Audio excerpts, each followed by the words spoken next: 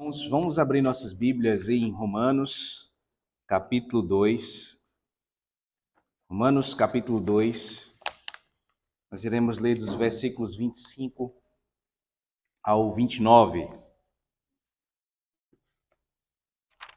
Carta de Paulo aos Romanos, capítulo 2, dos versos 25 ao 29. Amém?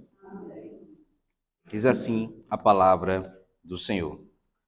Porque a circuncisão tem valor se praticares a lei. Se és, porém, transgressor da lei, a tua circuncisão já se tornou incircuncisão. Se, pois, a incircuncisão observa os preceitos da lei, não será ela, porventura, considerada como circuncisão? E se aquele que é incircunciso, por natureza, cumpre a lei, certamente ele te julgará a ti. E não obstante a letra e a circuncisão, és transgressor da lei. Porque não é judeu quem o é apenas exteriormente, nem é circuncisão a que é somente na carne. Porém, judeu é aquele que o é interiormente, e circuncisão a que é do coração, no espírito, não segundo a letra, e cujo louvor não procede dos homens, mas de Deus. Até aqui a palavra do Senhor, irmãos. Amém? Estamos aqui com grande alegria, irmãos, reunidos na casa do nosso Senhor para meditarmos neste instante na palavra do Senhor. E hoje iremos dar continuidade à nossa série de exposições à carta de Paulo aos Romanos, do apóstolo Paulo aos Romanos, em específico esse texto do capítulo 2, dos versos 25 ao verso 29, onde aqui o apóstolo Paulo ele vai abordar uma temática de profunda relevância para o contexto judaico, mas por extensão, principalmente para o nosso contexto da fé cristã, irmãos, que é a circuncisão. Então, para o povo judeu, irmãos, a circuncisão era muito mais do que um simples rito. Vocês sabem que os judeus, quando completam 8 dias de vida, somente os homens, né? Na verdade, os homens é que praticam a circuncisão, com 8 dias de vida, eles praticam a circuncisão, né? Ou seja, eles cortam o prepúcio do garoto, né? Do menino com 8 dias de nascido. E ali é praticada a circuncisão.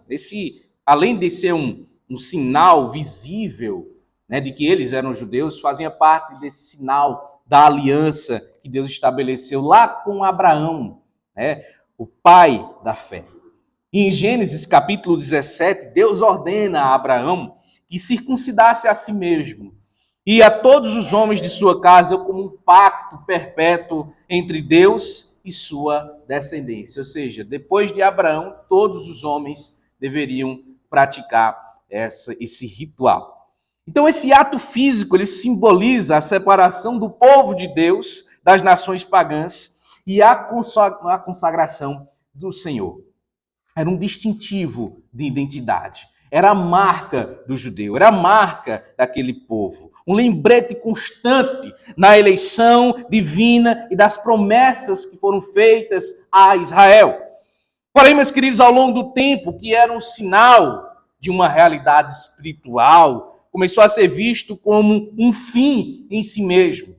A confiança na circuncisão, na observância da lei, na descendência biológica, na descendência física de Abraão, levou muitos judeus a uma falsa segurança, acreditando que pela mera posse desses privilégios externos, garantia então a sua salvação.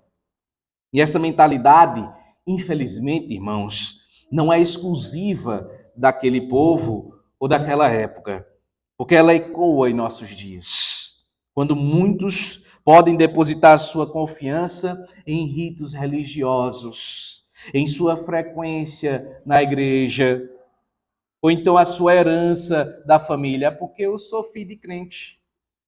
Todo domingo eu vou para a igreja, estou salvo. Ah, não, meu irmão, não é assim não. Não é porque você vem para a igreja, não é porque você é filho de crente, faz parte de uma família, né, evangélica, sem uma verdadeira transformação interior, meu irmão, não há salvação. É preciso né? É precisamente esse problema aqui que Paulo está confrontando nesse texto. Ele nos desafia a olhar além do que é visível, além do externo, além do formal, para o que realmente importa aos olhos de Deus. A tese central desse nosso sermão de hoje, meu irmão, é claro, a verdadeira circuncisão, ela é espiritual, operada por Deus no coração do homem. Nós vamos trabalhar hoje sobre a circuncisão do coração. Que o Espírito Santo nos ilumine, irmãos, nos guie, para que possamos discernir a verdade e aplicá-la em nossas vidas para a glória e honra do nosso Deus. Amém. Primeiramente, irmãos, Paulo começa a falar sobre a incircuncisão da circuncisão. Paulo inicia sua argumentação no verso 25. Observe. Porque a circuncisão tem valor se praticares a lei. Se és, porém, transgressor da lei, a tua circuncisão já se tornou incircuncisão. A circuncisão, como já falei, é um sinal da aliança que Deus fez com Abraão. Era um fato, de fato, proveitosa, mas a validade estava condicionada à obediência da lei. A circuncisão não era um substituto para a obediência. Você tinha que ser circunciso e obedecer à lei. Era um compromisso com a lei. Era um compromisso para a obediência. Os judeus, porém, desenvolveram uma confiança quase que supersticiosa no poder salvador da circuncisão, a ponto de escreverem nos seus túmulos. Os rabinos muitas vezes escreviam em seus túmulos dizendo mais ou menos o seguinte: o homem circuncidado não vai para o inferno. E essa falsa confiança, meus irmãos, desconsiderava o propósito original da circuncisão, ser um sinal externo de uma transformação interna. Agostinho de Hipona definiu o sacramento como um sinal visível de uma graça invisível. O sacramento, ele não opera mudança em si. Ele não opera mudança em si, mas ele revela essa mudança. O selo externo, sem a mudança interna, não tem valor algum. Assim como o batismo hoje. A circuncisão era o símbolo, assim como o batismo. O batismo não converte ninguém. Quem vai se batizar já está convertido. É apenas um selo externo. Publicação da fé, mostrar para a igreja que agora ele é membro da igreja. Aqueles que ensinam a regeneração batismal estão em desacordo com as Escrituras. O batismo não age por si mesmo.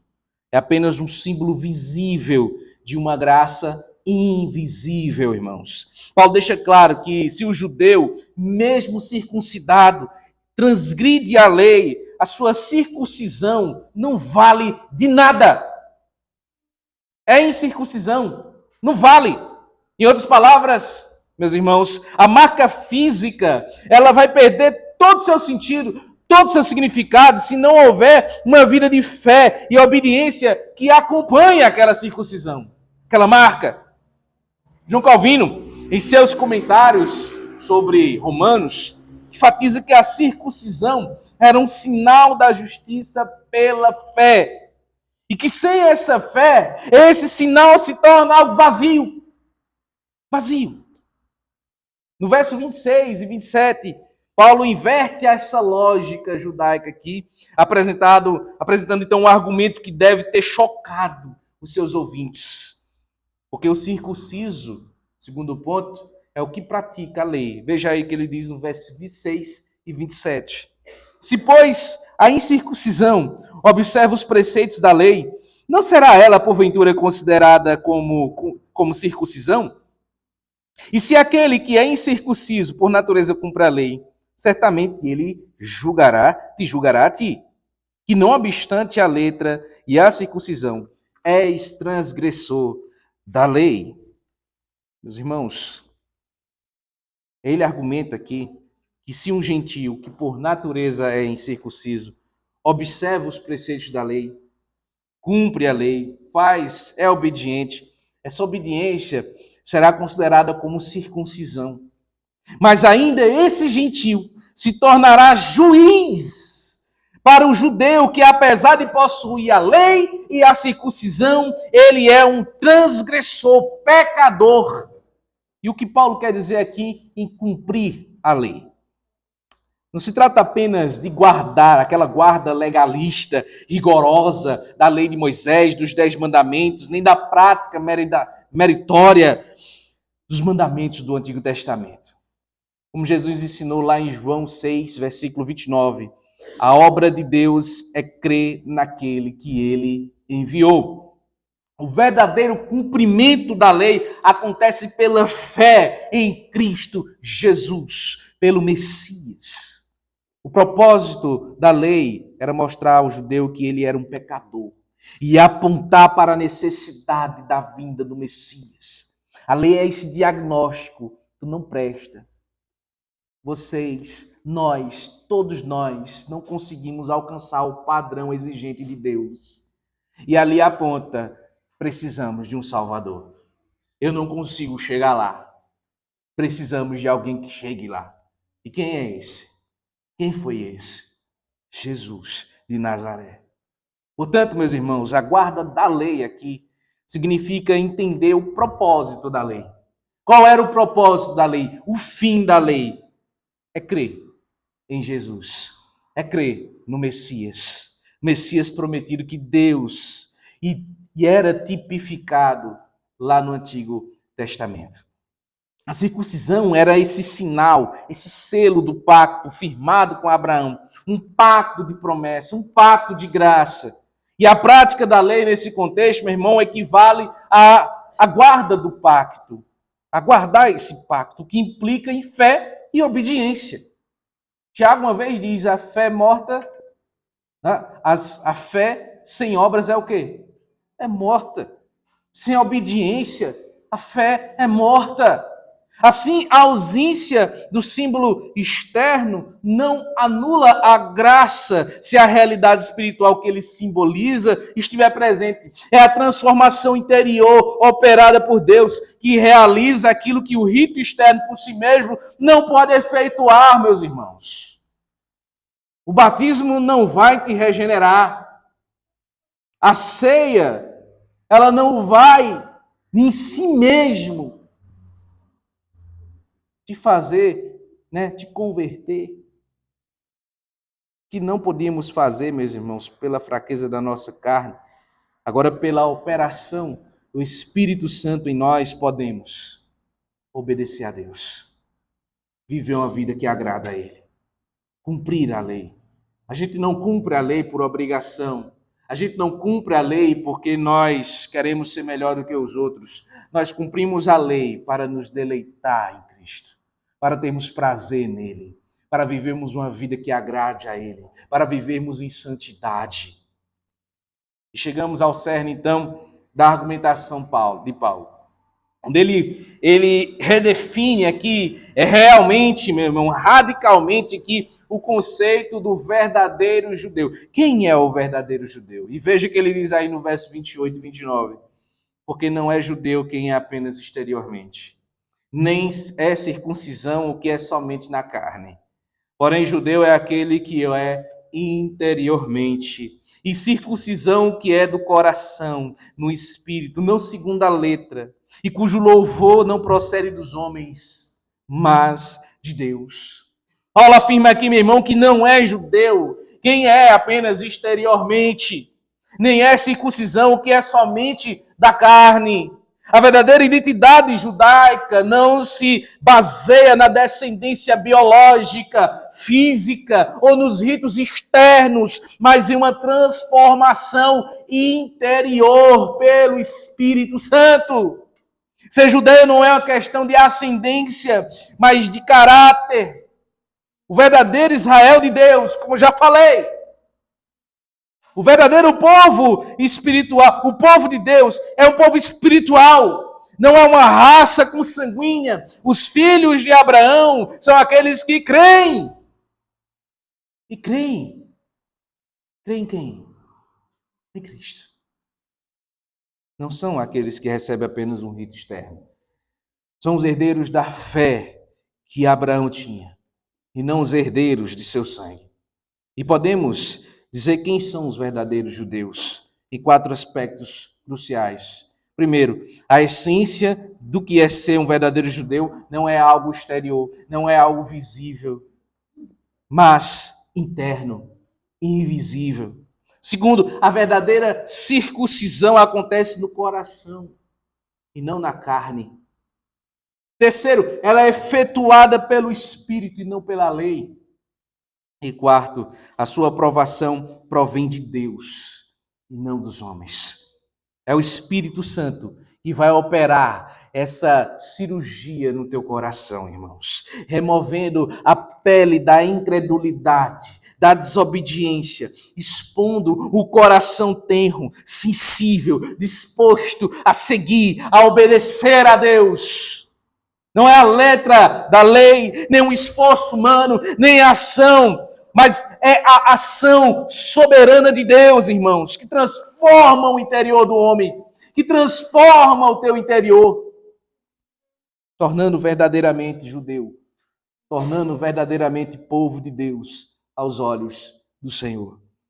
E o louvor que importa não é o louvor que provém dos homens, mas é o que provém de Deus. Porque a verdadeira espiritualidade busca a aprovação divina e não humana. A palavra judeu vem de Judá, que significa literalmente louvor. E o verdadeiro judeu é aquele cuja sua vida é digna de louvor, pelos padrões de Deus, cujo coração é puro à vista do Senhor. Irmãos, cremos em Cristo Jesus. E a sua fé em Cristo Jesus, ela tem que gerar frutos. Não é apenas uma fé externa, não é apenas algo que eu digo, não é apenas algo que eu falo. Tem que ter transformação de vida, irmão. Tem que ter fruto. Como é que a gente sabe que alguém é salvo, irmãos? Mostre seus frutos. Mostre quem tu és. Tua companhia, teu comportamento, aonde andas, com o que falas. O que falas. É assim que nós observamos quem é um salvo. Pelas obras. A gente sabe que não é as obras que salvam, mas um verdadeiro crente, o verdadeiro israelita, o verdadeiro povo de Deus, obedece ao Senhor e vive para a sua glória. Amados irmãos, esse texto, ele traz várias lições para nossas vidas. Mas, quantos de nós, talvez sem perceber, caímos nessa armadilha da falsa confiança nos ritos da igreja, nos ritos religiosos? O perigo é real, meu querido. Podemos frequentar a igreja assiduamente, ir todos os domingos, escuta de oração, estar aqui presente, todos os cultos. Podemos ser batizados, podemos participar da ceia e até mesmo contribuir fielmente com dízimos e ofertas, mas sem uma real transformação. Tem pessoas que acham que apenas por dizimar, apenas por ofertar, está tudo certo, está tudo bem, estou vindo para a igreja, então está tudo bem, estou salvo. Irmão, não é assim. Não é assim, a religiosidade por si só não salva ninguém. Se não houver um novo nascimento, se não houver uma mudança de vida, uma transformação espiritual no teu coração, você está condenado. Por quê? Por causa dos teus pecados. Você receberá a justa ira de Deus. Jesus disse, meus irmãos, em verdade te digo que se alguém não nascer da água e do Espírito, esse não pode entrar onde? No reino de Deus. Tem que ter transformação de vida. Tem que ter mudança de vida. O pastor disse de manhã, venham como estáis. Mas é para permanecer como está? Não, meu irmão. Tem que mudar. Tem que transformar. Você que é jovem, adolescente, muitos de vocês, alguns, cresceram dentro do Evangelho. Cresceram dentro da igreja. Foram batizados na infância. Mas, meus queridos, o fato de terem sido criados na igreja, de terem nascido num lar evangélico, de terem sido batizados, passado a sua vida toda na comunidade cristã, isso não quer dizer absolutamente nada. Nada. Porque se não houver a circuncisão do teu coração, uma transformação que vem de dentro, feita pelo Espírito Santo, isso não significa nada. Nada. A salvação é individual. É um relacionamento entre você e Deus. Você tem que se arrepender dos seus pecados e crer no Senhor Jesus Cristo de todo o teu coração. Por exemplo, pensamos naqueles que se orgulham porque a família é crente, porque a família é cristã. Meus pais, meus avós, meus tataravós são tudo crente. Né? Eles eram filhos de crente, mas a vida dessas pessoas, meu irmão, não refletem a fé que professam. Eu pergunto, está salvo?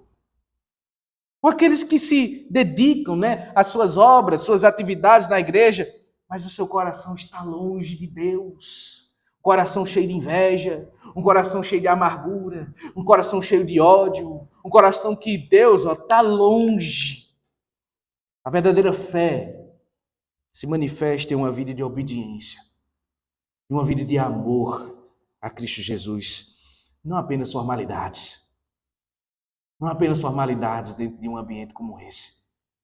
A circuncisão do coração operada pelo Espírito Santo é o que nos capacita a amar a Deus de todo o teu coração, de toda a tua alma, de todo o teu entendimento e viver uma vida para a sua glória, meu irmão.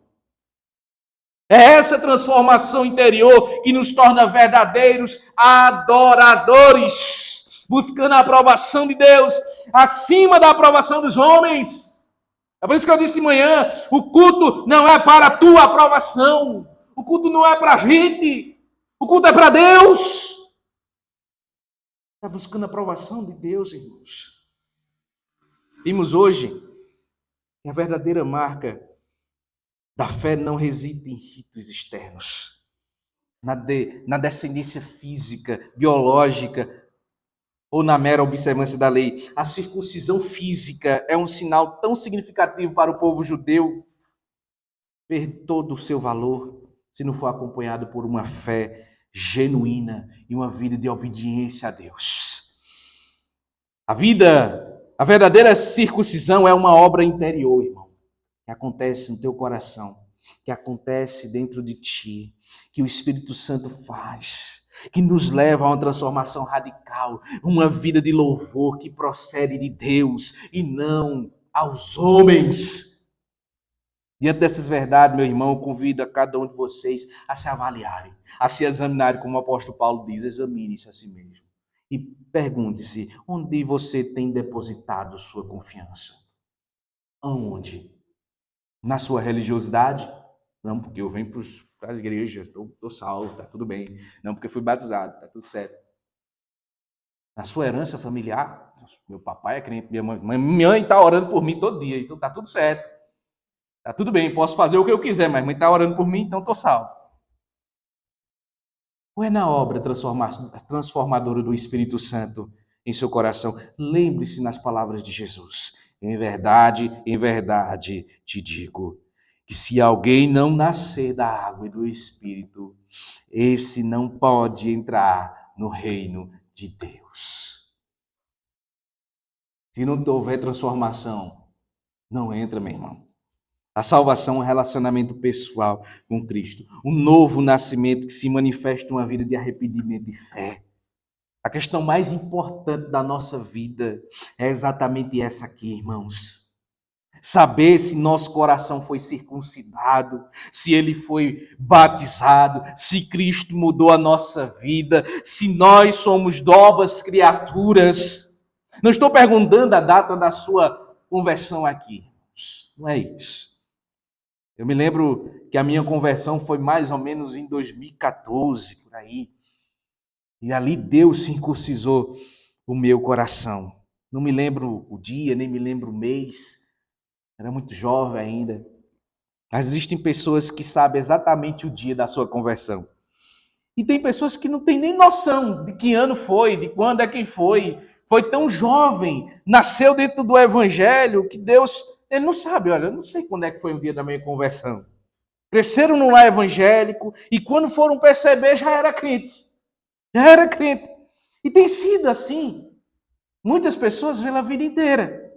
E a minha pergunta é, se há evidências e frutos de mudança do seu coração? Será que há evidências dessas mudanças? Observe bem para a sua vida. Há evidências dessa mudança? Há frutos dessa mudança na sua vida, meu irmão? Observe. Observe seu comportamento, analise-se. Meu irmão, eu não lembro o dia e nem o mês em que foi convertido. Mas eu me lembro do meu nascimento. Quer dizer, não do que aconteceu no nascimento, né? Porque não dá para lembrar no que aconteceu em 17 de março de 1995. Eu nasci naquele dia, mas não lembro de nada. Vocês irmãos lembram do dia que nasceram? Não tem como, né? Não tem como a gente lembrar de cada coisa que aconteceu naquele dia em que você nasceu. Mas será que esse fato, né? Será que o fato de a gente não lembrar do que aconteceu naquele dia em que nós nascemos quer dizer que a gente não está vivo? Você está vivo, não está? Mas você se lembra do dia que você nasceu? Não. Ora, eu estou vivo, meus irmãos, mesmo que eu não me lembre como tudo começou. No mundo espiritual é a mesma coisa. Há pessoas que foram convertidas quando crianças, quando jovens, adolescentes, e elas nem se lembram mais. E por vezes, meus irmãos, esse é um processo que acontece. Mas como elas sabem que são convertidas? Como é que a gente sabe que um crente é convertido verdadeiramente? Pelo fruto, pelo comportamento, pela maneira de viver, pelo coração submisso a Deus. É isso que é ser um verdadeiro judeu. É essa verdadeira religião que vem de dentro para fora, que muda as pessoas interiormente e muda exteriormente. Não simplesmente seguir uma regra, seguir leis, seguir rituais, exigências feitas pela igreja. Não é isso, meu irmão. Busquemos, pois, a aprovação de Deus acima de tudo, irmãos. Que a nossa fé não seja uma fachada para os homens, mas uma realidade profunda, autêntica diante do nosso Criador. Que o Espírito Santo continue a circuncidar, a transformar os nossos corações, removendo toda a incredulidade, toda a desobediência e nos capacitando a viver para a glória de Deus. E a nossa vida seja um testemunho vivo da obra regeneradora de Cristo Jesus em nós. Amém. Que Deus nos abençoe. Vamos orar ao nosso Deus. Pai amado, querido Deus, nós louvamos e te agradecemos, ó Deus, por este momento, por este culto, e nós rendemos ao Senhor. Aceita este culto, Senhor Deus. Nós te louvamos, ó Deus, porque tu és grande, tu és poderoso. Te agradecemos, ó Deus, porque o Senhor tem transformado a vida do teu povo, ó Deus. O Senhor tem circuncidado nossos corações. Que o Senhor, ó Deus, possa nos proteger, continuar, Senhor Deus, nos protegendo, cuidando do teu povo, ó Deus, para que nós possamos permanecer firmes no teu caminho, ó Deus. Porque tu és a luz que nos ilumina, ó Deus. Tu és o pão da vida, Pai, que nos sustenta e nos alimenta. Que o Senhor, ó Deus, abençoe o teu povo durante esta semana. Cuide de nós, Senhor Deus. Cuide do teu povo, ó Deus. Nos proteja, Pai. Nos leve em paz para os nossos lares. E nos dê, Senhor Deus, uma boa noite de descanso. Que essa semana seja uma semana maravilhosa em tua presença, Senhor Deus. Que possamos refletir o que aprendemos aqui hoje, lá fora, Senhor Deus. Que possamos ser um culto a ti, ó Deus. E viver de modo digno do teu evangelho. Modo digno, Senhor Deus, da fé que professamos. Louvamos o teu nome, Deus, e te agradecemos. Por isso, nós te oramos em nome de Jesus. Amém. Vai vossas cabeças receber a bênção. Que a graça e a paz de nosso Senhor e Salvador Jesus Cristo, o amor do Deus eterno Pai, a comunhão e as consolações sejam com todos, do Espírito Santo sejam com todos, com todo o povo de Deus, agora e para todos sempre.